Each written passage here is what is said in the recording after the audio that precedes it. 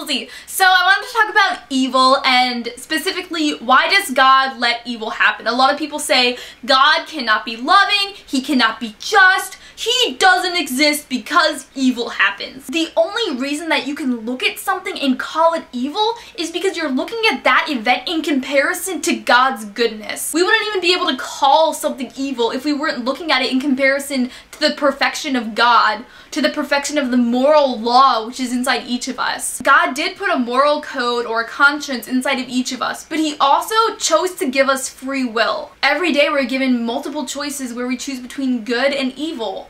And when we choose evil, terrible things can happen. Some person can get drunk and then they can go driving down 95 and they can kill an innocent person. What happens in our country a lot is people get a gun and they go around shooting random people just to kill them. And then we have mass genocides like in Rwanda or during the Holocaust where millions of people are dying because of evil choices made by human beings. We have kids starving in third world countries. Every 6 seconds a child dies. But how can you blame any of those events on God? Even certain diseases like cancer are caused by human beings. We release toxic elements into the atmosphere. We go to the dentist and we get these radiation-filled x-rays. We go to the airport and they want us to go in the body scanners. What do you think those things cause? Cancer. And then that kills people. And it's terrible. And it's depressing when you have someone close to you die of cancer. I've had so many relatives die of cancer. I know how you're feeling. But you can't blame that on God. A lot of people say that they pray and then God intervened and healed their relative of cancer. And while it'd be awesome if God did intervene in those situations, I think you should be really careful about talking about modern interventions of God. In the New Testament, eyewitnesses have recorded that Jesus went around doing miracles where he healed the sick and rose people from the dead. But that was mainly to prove that he was the Son of God. Today, we already have the Bible. We already know that God exists. And so I don't know if I necessarily believe in these medical miracles that people claim. Death is terrible. I can't imagine my sister or my parents dying. I would be completely crushed. But I wouldn't look at God and be like, God doesn't exist because they died.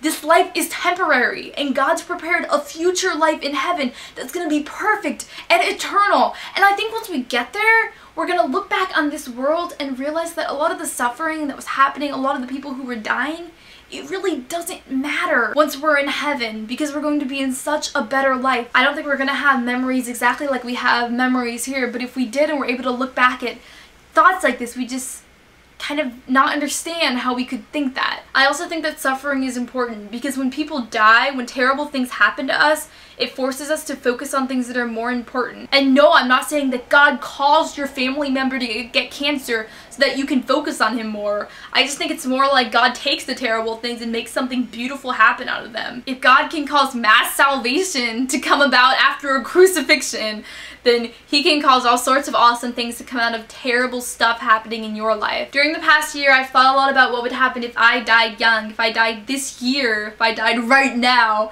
Then a lot of media attention might go on my YouTube videos, more people might watch them, more people might find out about God, and that would be awesome. I'd get to see God's throne sooner, and more people would get to see it ultimately. Just like how evil is this contrast to God, evil things that happen in our life are a contrast to the happiness that does happen. If we never experience being rock bottom, we'd never be able to compare that to being happy, and then we would never have happy because we'd always be happy. And so suffering is definitely a beneficial part of our lives, and I don't think we should look at death or genocide and say, oh no, God doesn't exist. We should look at those things and be like, wow, compared to God, that is evil. Thank God that there is going to be an ultimate justice in the end, and thank God that as Christians, we have a choice and we can choose to correct some of the evil that is going on. One thing that I hope you choose to do is donate portions of your income to help third world countries, because every 6 seconds a child is dying of hunger.